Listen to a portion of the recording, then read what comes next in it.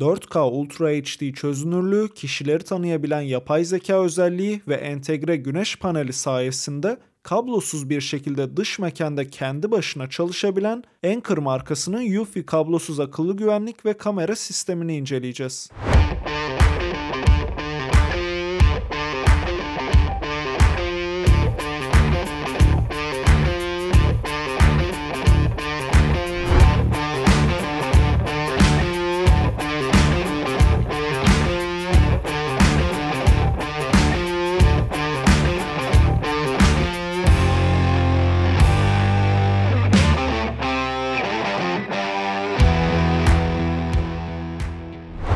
Ürün üzerinde UEFI Security yazan bir kutuda geliyor.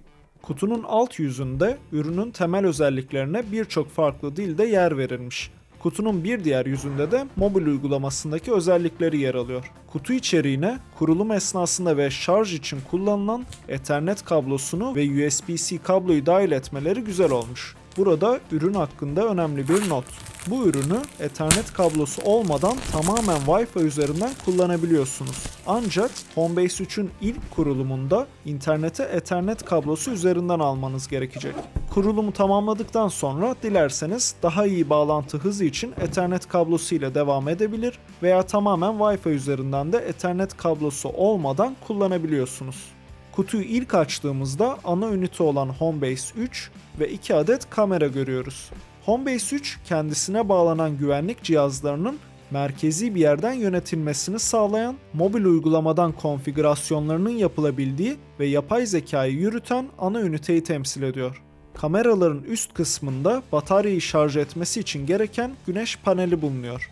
Arka tarafında da kamerayı gerektiğinde şarj etmek için kullanılan USB-C şarj portu, montaj yuvası ve Homebase'e bağlanırken kullanılan senkronizasyon butonu bulunuyor. Kameranın alt tarafında da bir hoparlör yer alıyor. Homebase 3'e baktığımızda ön tarafında dairesel bir LED yer alıyor. Bu LED senkronizasyon aşamasında ve internet bağlantısı gibi geri bildirime ihtiyacımız olan noktalarda görev alıyor. Homebase'in arka yüzünde ise yine senkronizasyon için ve alarmı kapatmak için kullanılan bir buton bulunuyor. Altında ise sırasıyla 2 USB, 1 Ethernet, bir de güç portu bulunuyor. Kameraları kullanmadan önce tamamen şarj etmeniz gerekiyor. Kameraları şarj etmek için Homebase'in USB portunu da kullanabiliyoruz. Cihazın üst tarafında ise bir kapak bulunuyor. Hard disk veya SSD takabileceğimiz bir yuva ve muhtemelen cihazın havalandırmasını sağlayan şerit şeklinde boşluklar bulunuyor. İnsan saptama, insan yüzü tanıma, hayvan ve araç saptama gibi yapay zeka özellikleri kameralar tarafından değil, Homebase üzerinden sağlanıyor. Bu nedenle cihaz ısınma durumuna karşın bir havalandırmaya sahip. Homebase 3 dahili olarak sadece 16 GB'lık bir depolama alanına sahip. Cihazın altında bir sıfırlama deliği ve hoparlör bulunuyor. Evet, kutunun üst katmanında Homebase ve 2 kamera yer alıyordu. Şimdi alt katmana bakalım. Aradaki kartonu çıkarıyorum.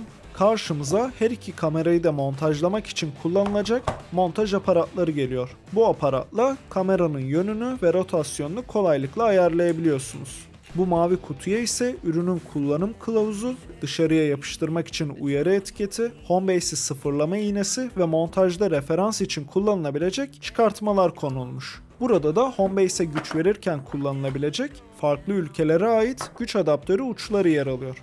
Bunları bu şekilde döndürerek takabiliyoruz. Bu pakette Ethernet kablosu ve kamera montajında kullanılabilecek vida ve dübeller yer alıyor. Ve Homebase'e harici olarak takılabilen hard disk veya SSD için vidalar yer alıyor. Kutuda son olarak USB-C kabloyu görüyoruz. Bu videoda ana ünitenin ve kameraların kurulumlarını çekemediğim için gösteremiyorum. O yüzden direkt kameraların kullanıma hazır montajlanmış hallerine geçelim. Kameranın ön tarafında spot ışık, kamera lensi, ışık koşullarını saptayan fotosensitif sensör, LED göstergesi, 2 adet mikrofon ve hareket algılayıcı sensör bulunuyor. Kameranın güneş panellerinden optimum şekilde verim alabilmesi için güneş panelinin üzerinde oluşabilecek toz ve kirin düzenli olarak temizlenmesi gerekiyor. Kameranın güneş panelinin günün en az 2 saati doğrudan güneş ışığına maruz kalacak şekilde konumlandırılması gerekiyor. Bu sistemin bahsetmeye değer önemli bir özelliği de video kaydını sürekli yapmaması. Yani siz gidip 1,5 saat öncesinde bakalım neler olmuş diye uygulamanızdan kontrol ettiğinizde öyle bir kayıt bulamayacaksınız. Kameralar sadece ayarlarda belirttiğiniz koşullar sağlandığında maksimum 120 saniyeye kadar kayıt yapıyor. Böylece sistem sadece şüpheli görünen olayları kaydetmiş oluyor. Aslında ürünün kablosuz olması ve güneş enerjisiyle şarj olabilmesi karşılığında sürekli kayıt yapamamasını göze almış oluyorsunuz. Mobil uygulamaya gelecek olursak, Eufy Security uygulamasına girdiğimizde Homebase'e bağlı cihazlar listeleniyor. Buradan kameraları her an canlı olarak izleyebiliyoruz. Buradan cihazın sağ altında bulunan 3 noktaya tıklayıp ayarlar sekmesine gidiyorum. Bu bir kamera olduğu için kameraya ait tüm özellikleri buradan yönetebiliyorum. Hareket algılama, pil yönetimi, spot ışığı ayarı ve hırsızlık önleme ayarı bulunuyor. Altta ise video, ses, bildirim gibi önemli ayarlar mevcut. Motion Detection'a girelim. Buradan Motion Detection'ı devre dışı bırakabiliriz. Ancak bunu yaparsak kamera hiçbir zaman tetiklenmeyeceği için kayıt yapmayacak ve bildirim göndermeyecektir. Activity Zone, kameranın hareket algılamasını istediğimiz bölgeyi kısıtlamamızı sağlıyor.